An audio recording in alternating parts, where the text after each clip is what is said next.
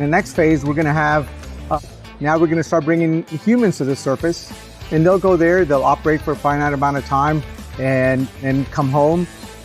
And so we'll be able to get comfortable with some of those operations that are going on. Then leading into the third phase, which is, hey, let's go establish that moon base. It'll be in a specific location. There'll be elements that work better together, and then we'll evolve that into a more efficient and effective operation. When do you think you really can authentically have a moon base? When is the aim?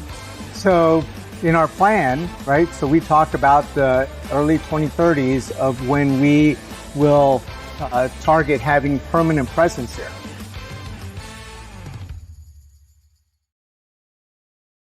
Edgar, Castro from NASA, thank you so much for giving me your time. Thank you for inviting me. And it's great that NASA are present here in Luxembourg for Space Resources Week. I know that you've been coming year on year, but let's just start with a fundamental question. Why is NASA interested in space resources? Wow, that's a big question. So, you know, if you go even back to our the vision that NASA has about exploring the secrets of the universe for the benefit of all. Right, so exploration is in our nature, it's in our mission, and Space Resources Week brings a lot of communities together that go talk similar topics about exploring further beyond Earth and the resources associated with it. So, and also, I mean, NASA has so many things going on at the moment. We've just celebrated as a global, well, it feels like a world together, yes, Artemis 2 and the success of Artemis 2. Artemis 2 is a whole series of projects, and the cadence of that, the tempo of that is changing. And just off air, we were talking about how timing is such an important consideration because it's entirely linked to plans, to engineering, to vision, and it goes beyond governments. In fact, it's long-term thinking and strategy. So maybe just lay out the Artemis mission for us. Yes. So we did just in last month. Actually, today is a 1 month anniversary of when Artemis 2 was going around the moon. Had it reached the moon on the 6th, and so here we are celebrating humans going back to the moon and really laying the foundation for our Artemis program and the missions that are going to follow. But it really sits on the shoulders of a lot of work before that. Another celebration that we had this last year was the 25th anniversary of humans on the International Space Station. 25 continuous years of having presence of astronauts, orbiting Earth and discovering scientific discoveries, learning what it's like to have humans continuously in space, developing our systems that we're going to need that now carry forward to make the Artemis flight successful. So I think there's just so much to pay attention to on what got us here, what makes it so that we can pay attention to the space resources discussions that we're having about the future. Getting here was a long path, and a lot of path of discovery and technology development, and the people that carry that knowledge and play it forward. So Artemis is going to now takes us into this new direction. It's actually the same direction, but our approach is changing, right? So we recently had our administrator lay out this ignition event where he laid out, said, hey, here's how we're going to go ahead and execute our space policy. And in doing so, he really focused on cadence. And he said, we're gonna speed up our tempo for exploring space. And so he laid out a cadence that said, this is what we're gonna do in 26, 27, 28, and he broke it down into 3 phases. In this plan, we're looking at a short-term plan that gets our cadence up. We're going to go look at a second phase, which starts putting some basic infrastructure on the moon. And then the third phase, which is one that is going to go put permanent presence on the lunar surface, which is where all this space resources discussion really tries to steer towards about, hey, how do we make that happen in a smart way, in a way that we can do the right kind of science, but then also do the right kind of exploration work and expansion in our presence on the moon. this ignition program had more elements to it. Moonbase is one, but they had other key elements that were part of it. I mentioned space station earlier.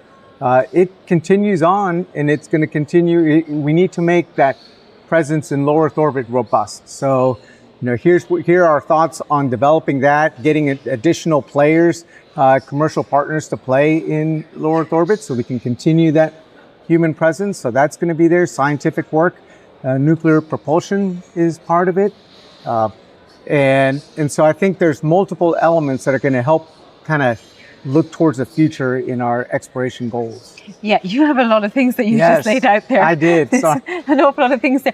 I mean, the ISS was a super success. It's decommissioned by the end of this decade, actually, unfortunately. But it was also a wonderment in collaboration, global collaboration. Now, when it comes to building the moon base, the conversations here have been manifold.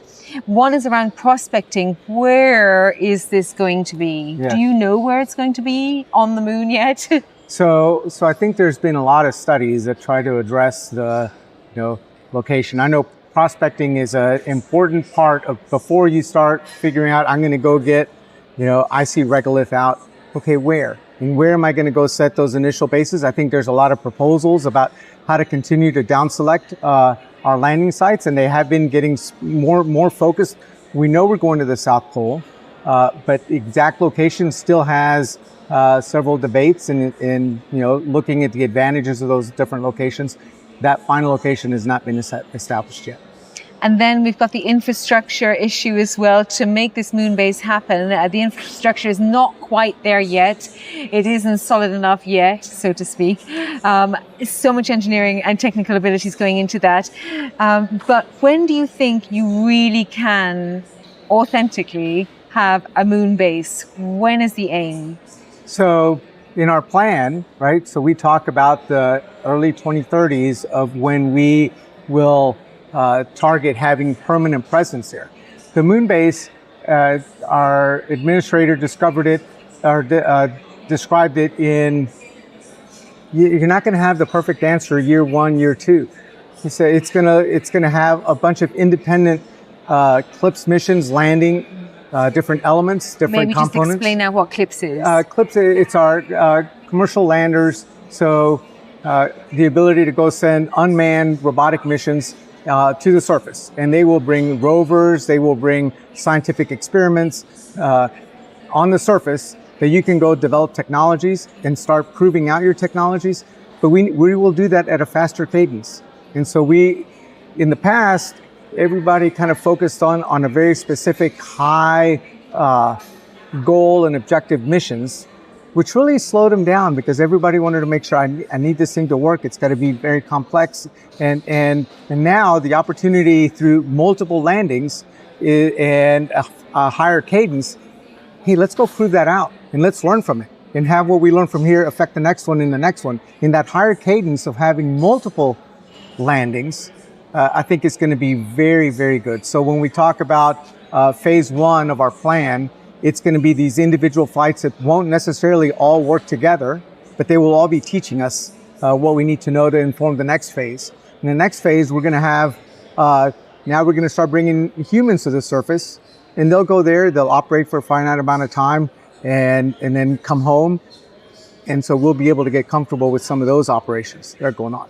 Then leading into the third phase, which is, hey, let's go establish that moon base. It'll be in a specific location. There'll be elements that work better together, and then we'll evolve that into a more efficient and effective operation. Yeah, I mean, there's so many things that have to work in order for that to happen. But the moon isn't the only thing that NASA is looking at. What's your view on Mars? So the long-term view is, we are going to go put humans on Mars, and the moon is an excellent place to go prove out the technologies, some of the technologies that we'll need in order to get there. We've got other programs that are also contributing to Mars. SR1, our nuclear electric propulsion module, is also another initiative that was described, right? So this is going to be now breaking ground in addressing, hey, how do we get nuclear propulsion into our tools for exploration? And so that program is laid out to begin. And so that's going to help us with transport to Mars.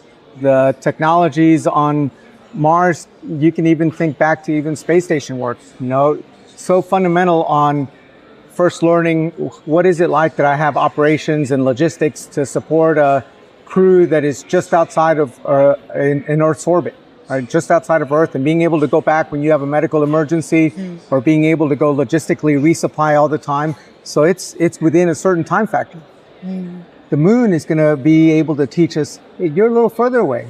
The Artemis 2 mission was a 10-day mission, and it did a flyby and it came back 10 days. So now we don't have the same logistical support techniques that we had for space station. It's more complex.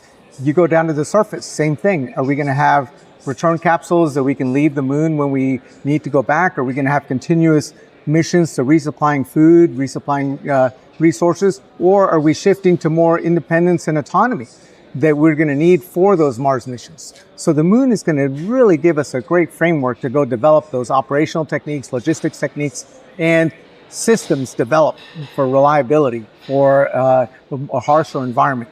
They will all feed in to our ability to do Mars. Propulsion is your expertise. You are actually division head for propulsion and power. They're really quite fundamental things when it comes to getting into space. What are the main stumbling blocks there at the moment? Well, propulsion and power is such a big field, and actually NASA is fortunate enough to be able to go divide that into different centers across our agency. The group that I'm particularly involved with is in the more of the human side of it, the capsule, right? So the smaller propulsion systems. We have other centers that work on the launch vehicles. What is getting us into those launch vehicles that you're seeing a lot of progress in industry. You're seeing a lot of technologies. We had the SLS system that took Artemis up to, support the Artemis mission, took Orion to support the Artemis mission. But the challenges that we have within the capsule, right? You see the difficulties of having to have your system perform the way it needs to perform. We have to go check it out. We have to know how to be able to operate within its temperature limits, within its life limits. And so the capsule itself is kind of where I focus at. Electric propulsion is another same thing. It's another segment within our agency that focuses on electric propulsion, which is going to be very key for these long exploration missions. So for me, it's about reliability and having the performance that we need for the capsule. And usually it's our control systems associated with it. So we work through those challenges quite a bit.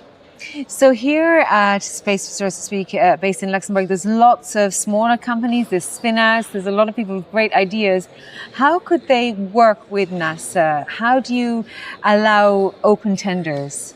So one exciting thing is recently in this Ignition event, a lot of RFIs, requests for information, went out, and they specifically asked for input from international partners, from academia, from different sources to help guide us on the types of programs that we have to put together for exploring the moon and beyond.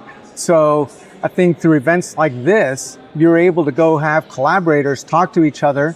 And I had somebody talk from the mining industry, talking to regolith simulant production, and is talking to the science that we're trying to go do on oxygen extraction. And the three start talking about a proposal. And hey, I'm writing an RFI response that has this idea. Put it into the system. So then from the NASA side, we're listening to those ideas and who is it that we want to go give opportunities to collaborate, and then provide those flight opportunities that a great idea that's collaborative between these technical experts that meet in events like this to go propose, because they're guided by key technology gaps that we say, hey, in order for us to be able to go do this mission, we're going to have to better understand this data. We're going to better have to mature this system. And so you put those technology needs out there, and then the community can listen and say, hey, I've got a solution. I've got an idea that can help do that. And they propose that. And then we give them the opportunity to fly it and prove it. You are talking about a huge amount of very, very important collaborative science as well. NASA is an agency that pretty much everyone in the world knows about. You've got such a strong voice in the world as well. But the voice of agencies is also changing with the uptake of the commercialization of space. So what do you view as the role of an agency voice in this new world of space and the new shaping of this space economy? Yes. So NASA takes its, I think, responsibility and leadership of space very seriously. And so when we lay out our vision, our plan for the exploration of space and where the moon fits and where the moon fits as a roadmap to Mars, it's giving guidance for commercial, because it's important to go have a robust commercial industry that helps feed that program, and sometimes standalone on its own. So it creates that environment. Same thing, it gives guidance on the technologies that are required. And so commercial companies can go and look and see where their investments are going. So I think it guides. So NASA as an agency in taking that role of this is how we are going beyond Earth in our exploration vision and the approach that we're going to take. And it lays out that path. See, it also lays out a lot of norms. So the Artemis Accords, for example, we are 66 signees on the... I thought it was 64, but it may have moved up to 66 since I last looked. And it's a number. It is a number, and it's high up there. We started in the 60s, right? Yeah. I think Ireland is recently is signed on just recently, and so we keep adding to other countries and agencies supporting the vision about, hey, this is what exploration is to us and the norms that we're going to operate under. And so I think that's what that leadership that our agencies bring together. This is what we're going to go do to these norms and to these technology challenges. Maybe just explain out what the Artemis Accords are. The Artemis Accords set a framework of norms and expectations about how we will treat each other in sharing data, how we will treat each other, in certain conditions of supporting each other in our exploration goals. So it's a good way of understanding values and direction for the exploration of space. And do you feel there are shared values when it comes to anybody who's working in the space field? I do. I really do. I think, you talk about situations in which this data is available and I learned something that was important and I know that it's going to be important for a different organization to leverage off my lessons learned. There was a briefing on that just yesterday. What is that opportunity? Yes, we compete sometimes, but we collaborate a lot.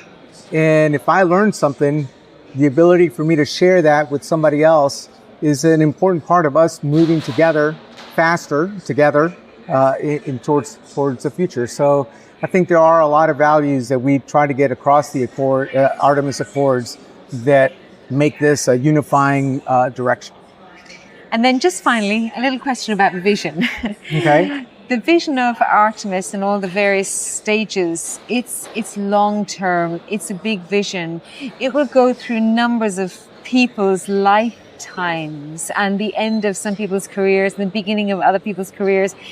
This kind of long-term strategic thinking, who is involved in that decision-making and what voices come to the table when mapping out this beautiful vision?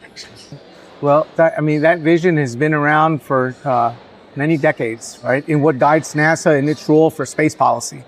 And so that leadership role that we take in that exploration space. But I think you hit on a key thing, which is it's going to be multi-generational. Yeah. And in that will come the scientific discoveries that come through it, but also the people that we develop and that we inspire to want to be part of it. So I think space is fortunate enough to it does bring a lot of people together. It brings a lot of our youth together and people who decide to commit their careers to the exploration of space and want to be part of it. And so they learn through successes, they learn through failures, they learn resilience through those failures.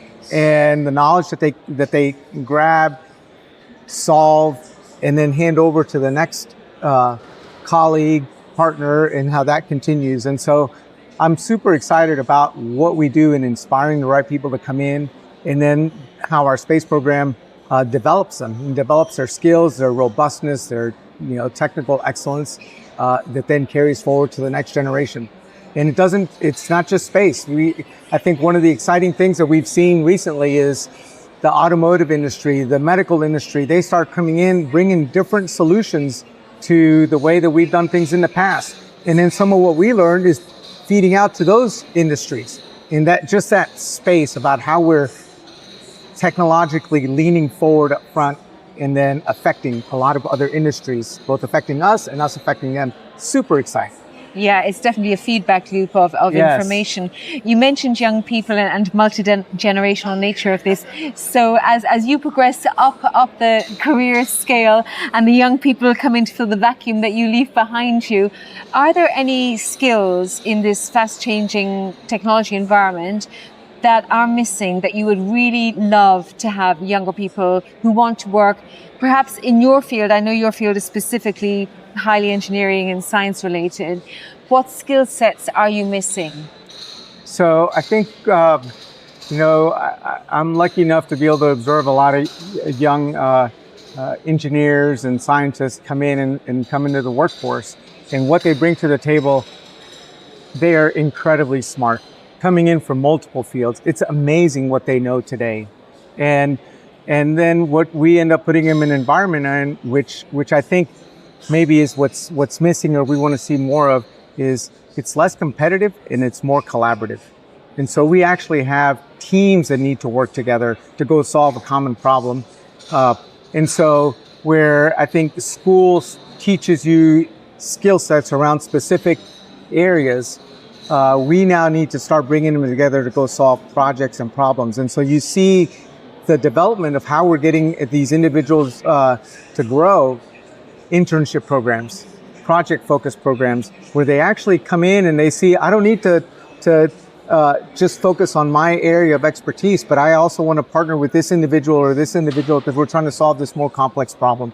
And you see a lot of that starting to happen now in the skills that are out there. So if you want to work in space and you're an architect, and you might not have thought that, hey, there's no space for me as an architect.